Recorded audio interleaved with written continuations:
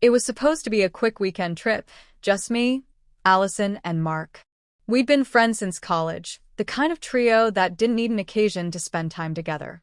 The plan was simple: drive up to a small mountain town, spend the weekend exploring, and drive back Sunday night. But plans have a way of changing, especially when nature has its own agenda. That afternoon, the clouds were already forming as we left the cafe, where we had stopped for coffee. Mark was driving, Allison was in the passenger seat, and I sat in the back, scrolling through the playlist. The first drops of rain started just as we hit the open stretch of highway. We weren't worried. None of us had checked the weather, and maybe that was our first mistake. About an hour in, the rain turned heavier, beating against the windshield so hard that the wipers struggled to keep up.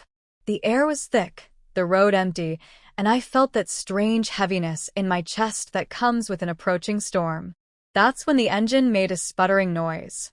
"Oh," Mark muttered, easing his foot off the gas. The car jerked once, twice, and then rolled to a slow stop on the shoulder of the road. He tried turning the key, but the only response was a stubborn click. The three of us exchanged looks. Allison checked her phone, no service. I tried mine, nothing. We were in the middle of nowhere. The rain was now coming down so hard it blurred the world outside. That was when Allison spotted the faint, distant glow of a neon sign through the rain. We grabbed our jackets, stepped out into the downpour, and started walking. The wind whipped against us, soaking us through in minutes. When we finally reached the source of the glow, we saw it, a small roadside motel, the kind you see in old movies. A weathered sign read Blue Haven Motel, with the word vacancy flickering faintly. Inside, the lobby smelled faintly of coffee and old wood. A kindly older man behind the counter greeted us with a smile. "Looks like you got caught in the storm," he said. We nodded, shivering slightly. He checked us into the only available room, a double-bed unit with a small table in the corner. When we got to the room, I looked at the two beds and laughed. "Only if you take turns," I said jokingly, pointing to the beds. It was our way of diffusing the tension. Humor had always been our survival tool. The room was cozy but plain, cream walls, a dresser, a small TV. We kicked off our wet shoes and changed into the driest clothes we had. Allison had brought a bag of snacks, and Mark had an old battery lantern in his backpack, just in case. It turned out to be more useful than we realized, because an hour later, the power went out. The three of us sat cross-legged on the carpet, illuminated by the lantern's warm glow. The storm outside roared, the wind howling through the trees like a distant warning.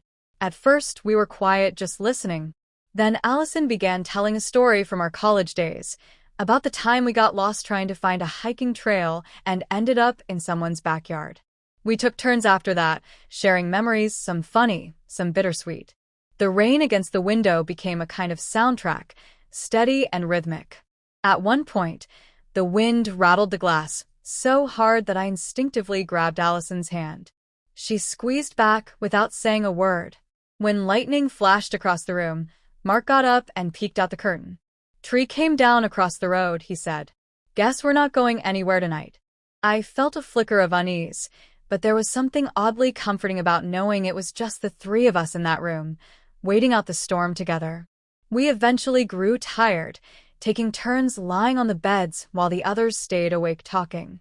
Mark told us about his dream of moving to the coast. Allison confessed she'd been thinking about changing careers. I realized how little we sometimes know about the people closest to us until moments like these force the conversations. By morning, the storm had passed. The sky was a clear, piercing blue, and the air smelled fresh, almost sweet. We packed up, thanked the motel clerk, and started the long walk back to the car. A tow truck was already there, called in by a passing driver who'd spotted our vehicle. That night didn't change the world, but it changed something in us.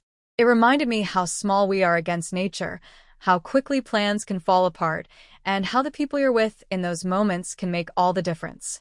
It's strange. Whenever I see rain now, I think of that little motel, the flickering sign, and the three of us taking turns telling our stories, keeping each other warm against the storm.